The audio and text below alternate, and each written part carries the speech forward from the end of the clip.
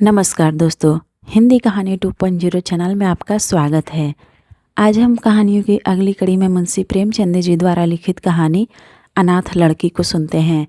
लेकिन उससे पहले आप सभी लोग से एक विनम्र अनुरोध है कि अगर चैनल पर नए हैं तो चैनल को सब्सक्राइब जरूर कीजिएगा।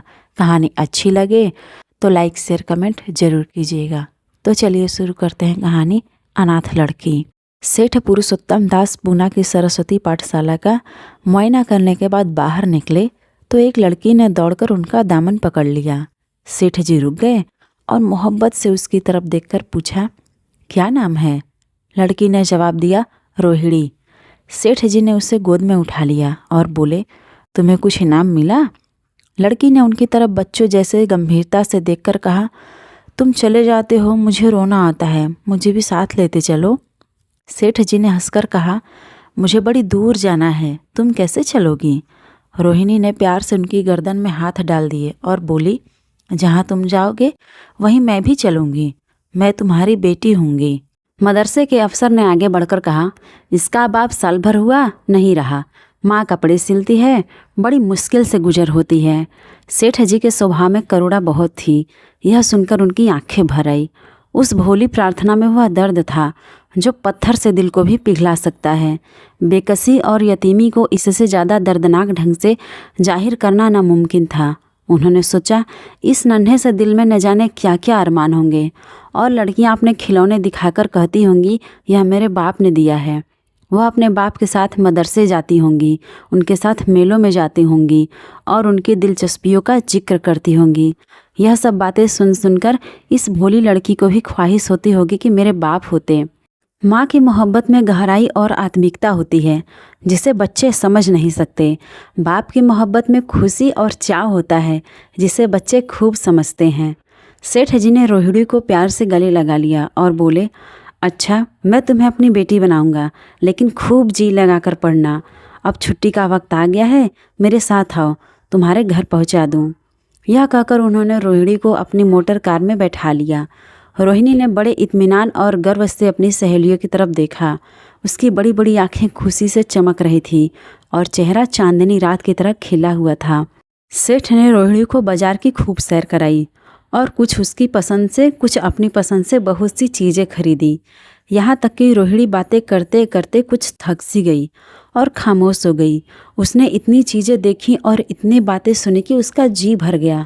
शाम होते होते रोहिणी के घर पहुँचे और मोटर कार से उतरकर रोहिणी को अब कुछ आराम मिला। दरवाज़ा बंद था। उसकी माँ किसी ग्राहक के कपड़े घर देने गई थी। रोहिणी ने अपने तोहफों को उलटना पलटना शुरू किया। खूबसूरत रबड़ के खिलौने, चीनी की गुड़िया जरा दबा देने से चू चू करने लगती और रोहिणी को यह प्यारा संगीत सुनकर फूली न समाती थी। रेशमी कपड़े और रंग बिरंगी साड़ियों की कई बंडल थे, लेकिन मखमली बूटे की गुलकारियों ने उसे खूब लुभाया था। उसे उन चीज़ों को पाने की जितनी खुशी थी, उससे ज़्यादा उन्हें अपनी सहेलियों को दिखाने की बेचैनी थी। सुंदरी के जूते अच्छे सही, लेकिन उनमें ऐसे फूल कहाँ हैं? ऐसी गुड़िया उसने कभी नहीं देखी होंगी। इन ख्यालों से उसके दिल में उमंग भर आई और वह अपनी मोहिनी आवाज़ में एक गीत गाने लगी। सेठ जी दरवाजे पर खड़े इन पवित्र दृश्य का हार्दिक आनंद उठा रहे थे।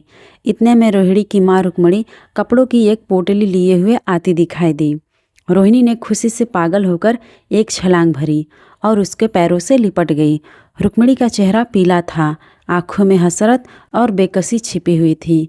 गुप्त चिंता का सजीव चित्र मालूम होती थी, जिसके लिए जिंदगी में कोई सहारा नहीं।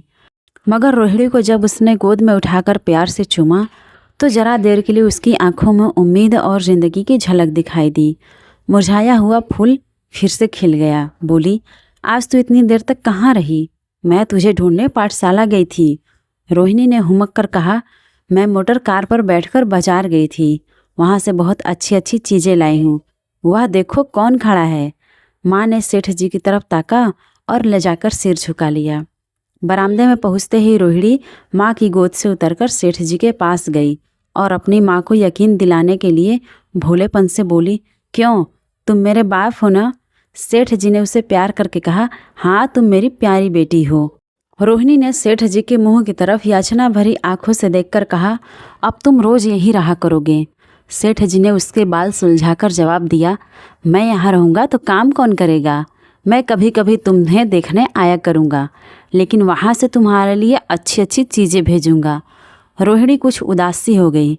इतने में उसकी माँ ने मकान का दरवाज़ा खोला और बड़ी फुर्ती से मैले बिछावन और फटे हुए कपड़े समेटकर कोने में डाल दिए कि कहीं सेठ जी की निगाह उन पर न पड़ जाए। यह स्वाभिमान स्त्रियों की खास अपनी चीज़ है। रुक्मिणी अब इस सोच में पड़ी थी कि मैं इनकी क्या खातिर तवाजो करूं। उसने सेठ जी का नाम सुना था। उसका पति हमेशा उनकी बड़ाई किया करता था।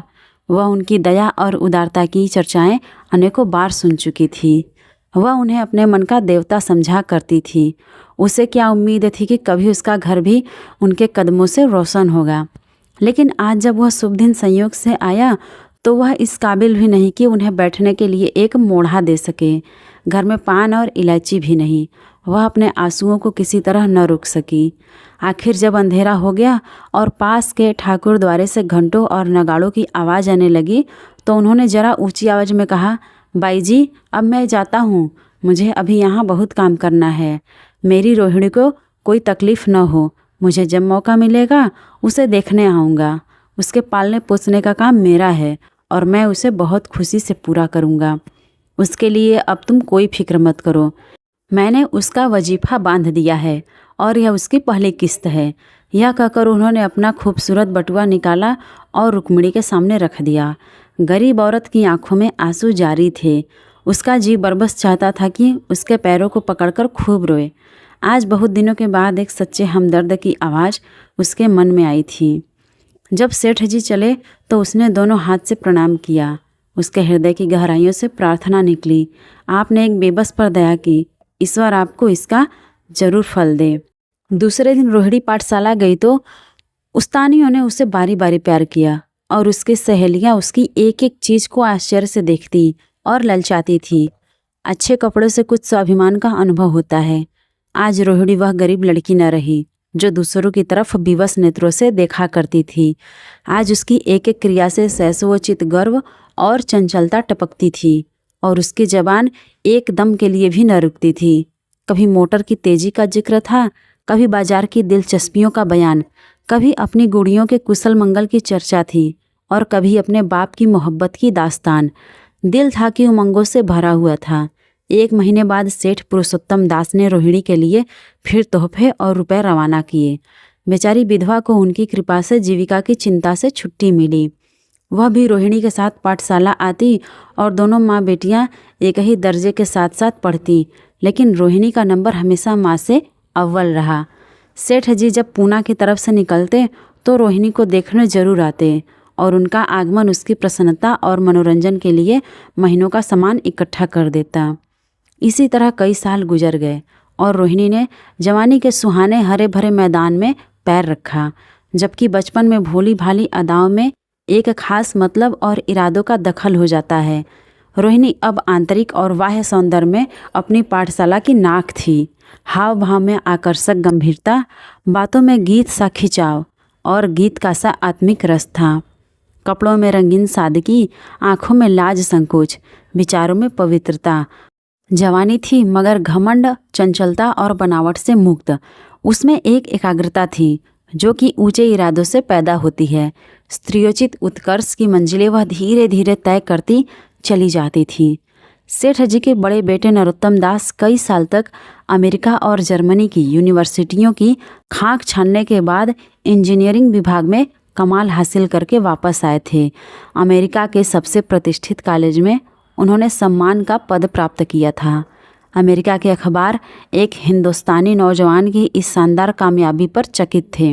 उन्हीं का स्वागत करने के लिए बम्बई में एक बड़ा जलसा किया गया था। इस उत्सव में शरीक होने के लिए लोग दूर दूर से आए थे। सरस्वती पाठशाला को भी निमंत्रण मिला और रोहिणी को सेठानी जी ने विशेष रूप से आमंत्रित किया। पाठशाला में हफ्तों तैयारियां हुई। रोहिणी को एकदम के लिए भी चैन न था। यह पहला मौका था कि उसने अपने लिए बहुत अच्छे अच्छे कपड़े बनवाए। रंगों के चुनाव में वह मिठास थी, काट छाट में वह फबन, जिससे उसकी सुंदरता चमक उठी। सेठानी कौशल्या देवी उसे लेने के लिए रेलवे स्टेशन पर मौजूद थी। रोहिणी गाड़ी से उतरते ही उनकी पैरों की तरफ झुकी, लेकिन उन्होंने उसे छाती से लगा लिया। और इस तरह से प्यार किया कि जैसे वह उनकी बेटी है।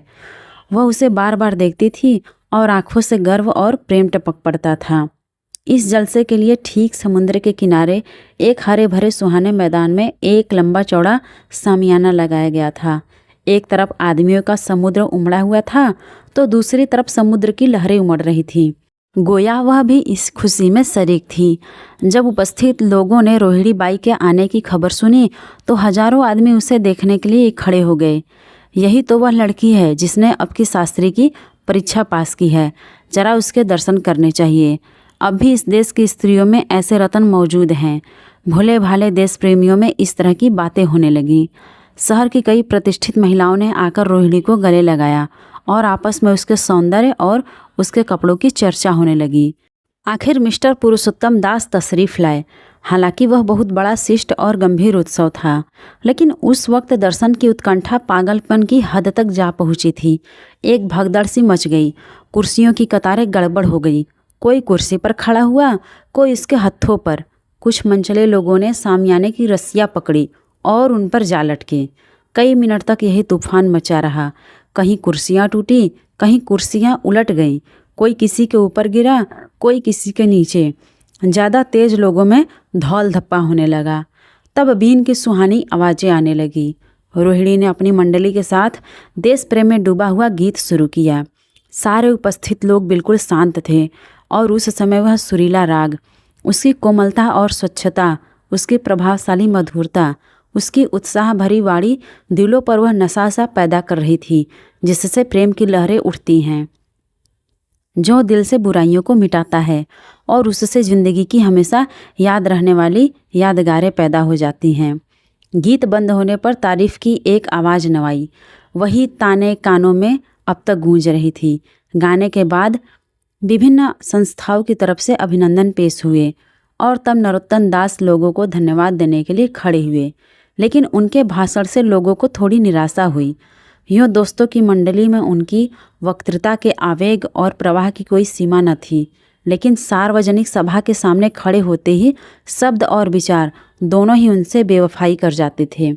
उन्होंने बड़ी बड़ी मुश्किल से धन्यवाद के कुछ शब्द कहे और तब अपनी योग्यता की लज्जित स्वीकृति के साथ अपनी जगह पर आ बैठे।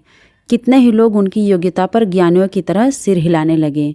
अब जलसा खत्म होने का वक्त आया।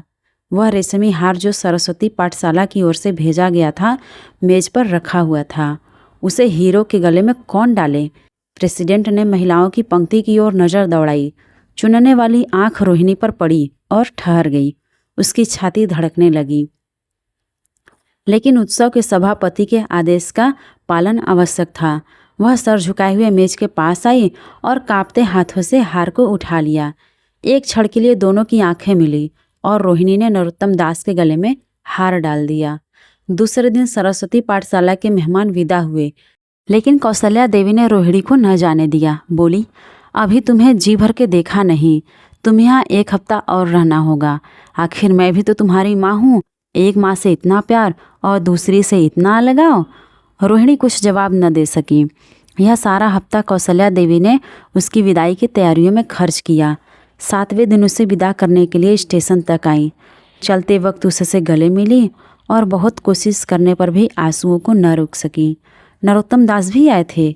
उनका चेहरा तो उदास था। कौशल्या ने उनकी तरफ सहानुभूतिपूर्ण आंखों से देखकर कहा, मुझे यह तो ख्याल ही न रहा, रोहिणी क्या यहाँ से पुणे अकेली जाएगी? क्या हर्ज है, तुम ही चले जाओ, शाम की गाड़ी से लौट आना। नरोत्तम दास के चेहरे पर खुशी की लहर दौड़ गई, जो इन शब्दों में न छिप सकी। अच्छा, मैं ही चला जाऊंगा। वह इस फिक्र में थे कि देखे विदाई के वक्त बातचीत का मौका भी मिलता है या नहीं। अब वह खूब जी भर कर अपना दर्द दिल सुनाएंगे और मुमकिन हुआ तो उस लाज संकोच को जो उदासीनता के पर्दे में छिपी हुई है मिटा देंगे। रुक्मिणी को अब रोहिणी की शादी की फिक्र पैदा हुई। पड़ोस की औरतों में इसकी चर्चा होने लगी थी। लड़की इतनी सयानी हो गई है, अब क्या बुढ़ापे में ब्याह होगा? कई जगह से बातचीत आई। उनमें कुछ बड़े प्रतिष्ठित घराने थे, लेकिन जब रुक्मिणी उन पैगामों को सेठ जी के पास भेजती तो वे यही जवाब देते कि मैं खुद इस फिक्र में हूँ। रुक्मिणी को उनकी यह टाल मटोल बुरी मालूम होती थी। रोहिणी को मुंबई से लौटे महीना भर हो चुका था। एक दिन वह पाठशाला से लौटी तो उसे अम्मा की चारपाई पर एक खत पड़ा हुआ मिला। रोहिणी पढ़ने लगी। लिखा था, बहन, जब से मैंने तुम्हारी लड़की को बम्बई में देखा है मैं उस पर रिझ गई हूँ। अब उसके बगैर मुझे चैन नहीं। क्या मेरा ऐसा भाग्य होगा कि वह मेरी बहू बन सके? मैं गरीब हूँ, लेकिन मैंने सेठ जी को राजी कर लिया है। तुम भी मेरी यह विनती कबूल करो। मैं तुम्हारी लड़की को चाहे फूलों की सेज पर न सुला सकूं, लेकिन इस घर का एक आदमी उसे आंखों की पुतली बनाकर रखेगा। अब रहा लड़का, माँ के मुंह से लड़के का बखान कुछ अच्छा नहीं मालूम होता, लेकिन यह कह सकती हूँ कि परमात्मा ने यह जोड़ी अपने हाथों से बनाई है। सूरत में, स्वभाव में, विद्या में, हर दृष्टि से वह रोहिणी के योग्य है। तुम जैसे चाहे अपना इत्मीनान कर सकती हो।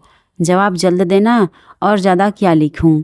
नीचे थोड़े से शब्दों में सेठ जी ने उस पैगाम की सिफारिश की थी। रोहिणी गालों पर हाथ रखकर सोचने लगी। नरोत्तम दास की तस्वीर उसकी आंखों के सामने आ खड़ी हुई। उनकी वह प्रेम की बातें, जिनका सिलसिला बम्बई से पूना तक नहीं टूटा था, कानों में गूंजने लगी।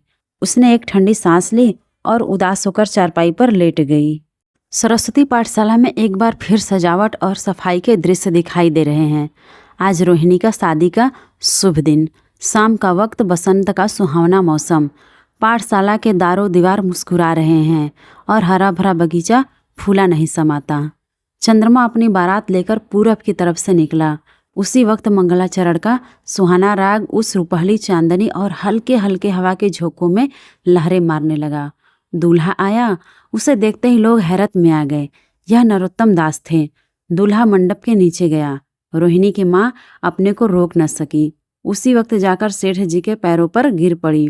रोहिणी की आंखों से प्रेम और आनंद के आंसू बहने लगे। मंडप के नीचे हवन कुंड बना था। हवन शुरू हुआ। खुशबू की लपेटें हवा में उठी और सारा मैदान महक गया। लोगों के दिलो दिमाग में ताजगी की उमंग पैदा हुई। फिर संस्कार की बारी आई। दूल्हा और दुल्हन ने आपस में हमदर्दी, जिम्मेदारी और वफादारी के पवित्र शब्द अपनी जबानों से कहे। विवाह की वह मुबारक जंजीर गले में पड़ी, जिसमें वजन है, शक्ति है, पाबंदियां हैं, लेकिन वजन के साथ सुख और पाबंदियों के साथ विश्वास है। दोनों दिलों में उस वक्त एक नई बलवान आत्मिक शक्ति की अनुभूति हो रही थी। जब शादी की रस्में खत्म हो गई तो नाच गाने की मजलिस का दौर आया।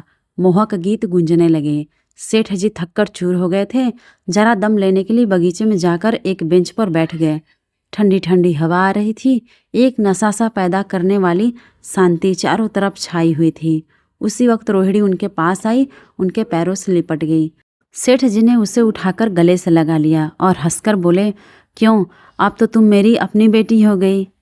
तो आज की ये मुंशी प्रेमचंद जी द्वारा लिखित कहानी अनाथ लड़की आपको कैसी लगी, कमेंट करके ज़रूर बताइएगा। और अगर चैनल पर नए हैं तो चैनल को सब्सक्राइब ज़रूर कीजिएगा और अपने दोस्तों को भी शेयर कीजिएगा।